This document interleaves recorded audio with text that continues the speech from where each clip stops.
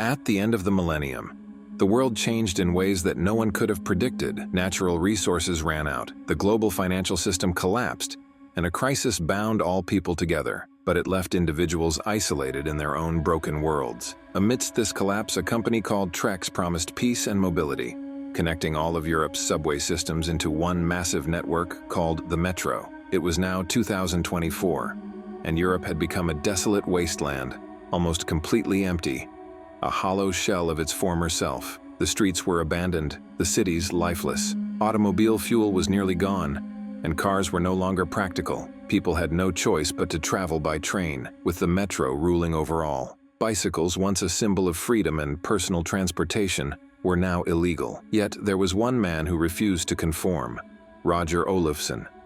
He still rode his bike to work at a telephone center, an act of defiance in a world that seemed to have forgotten the simplicity of a bicycle ride. Roger was a man full of doubts, often suspicious of those around him. He believed everyone was plotting against him. One day, while working as a salesman, Roger took a short break.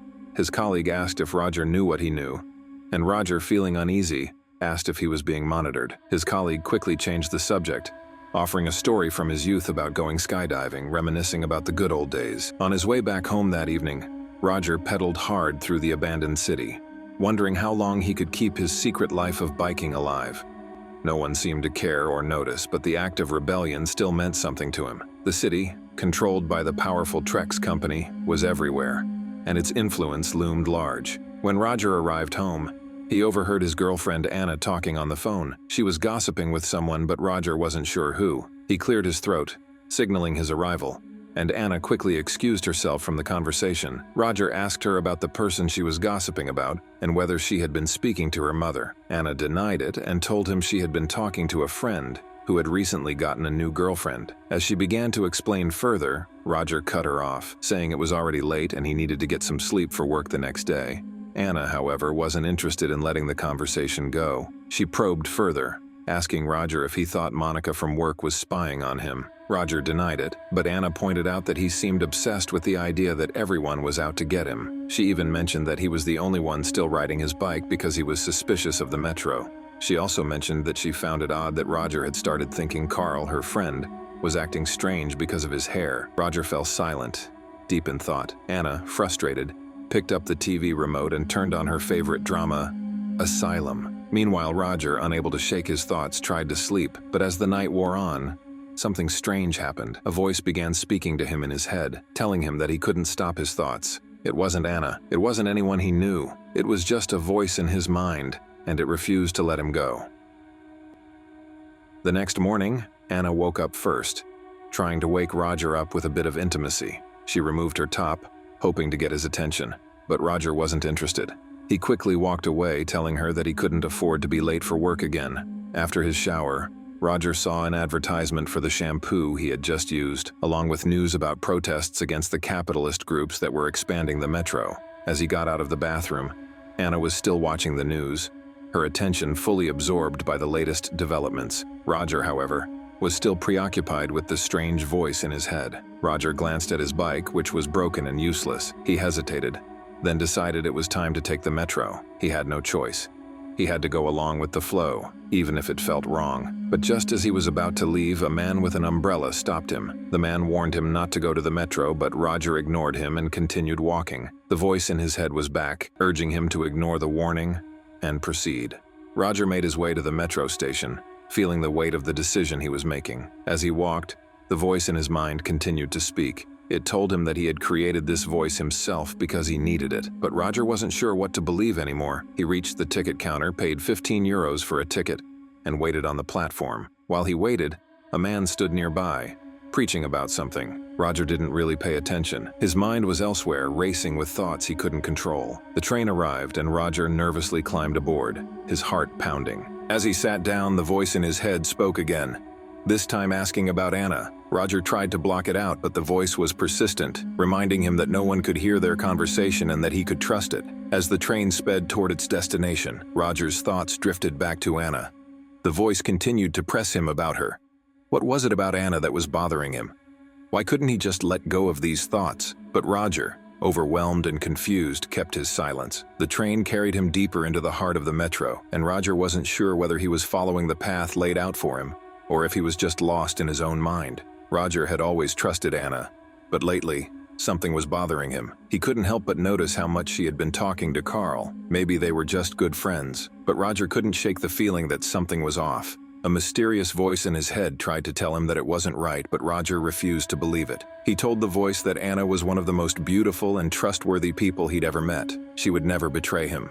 The voice, however, insisted that sometimes things didn't go as planned, and that life had a way of throwing big surprises your way. Roger didn't want to hear it. He continued to trust Anna completely, ignoring the voice's warnings. The voice then began to suggest something else. Roger should try using Viagra to improve his sexual life, but Roger didn't want to hear it. He refused, telling the voice he didn't need any help in that area.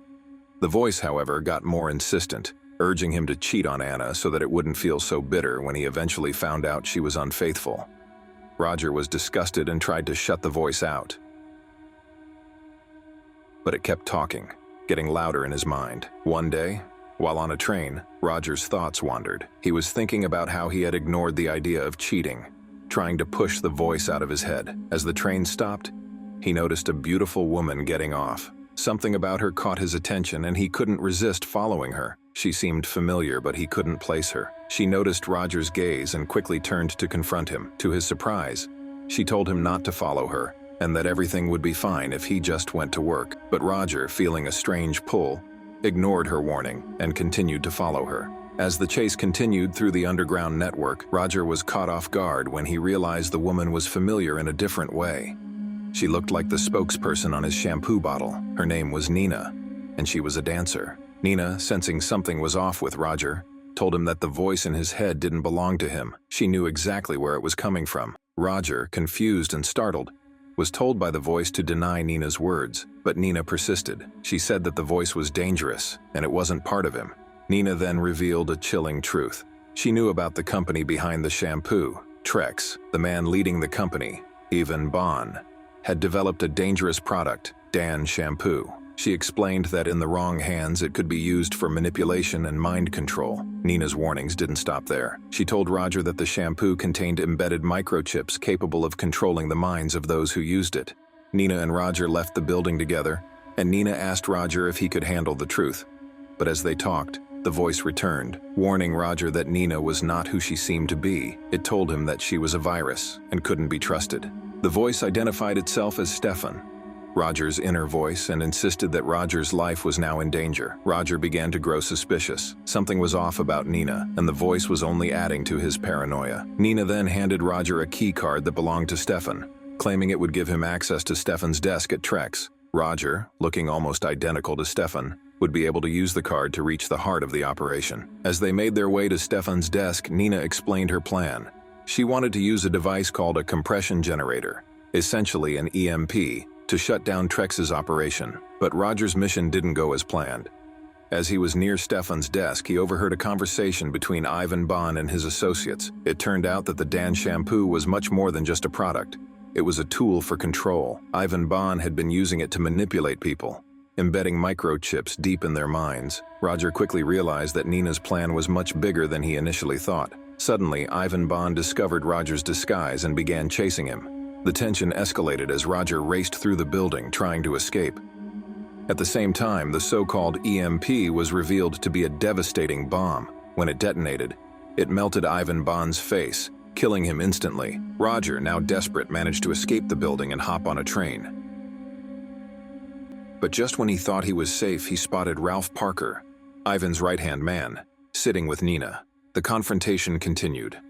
Roger's phone buzzed with a call from Anna, and Nina recognized the ringtone.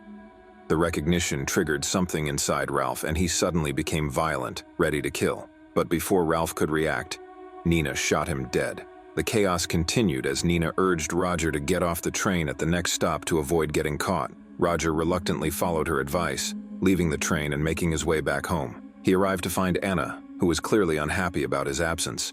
They shared a quiet moment together, and Roger tried to put everything out of his mind. But as he watched the news, he saw the blast from Trex's headquarters and the story of Ivan Bond's death. The connection between the shampoo, the voice in his head, and the strange events that had unfolded began to make sense. In the end, Roger found himself back with Anna, but things had changed.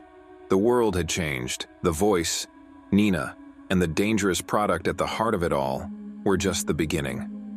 As Roger looked over the city with Anna, he couldn't shake the feeling that he had just uncovered the tip of a much larger conspiracy. And to uncover a possibly great movie you might want to watch in full length, I recommend my recaps on the right. Don't forget to subscribe to never miss an upload again. Grab your popcorn, enjoy yourself, and see you soon, my friend.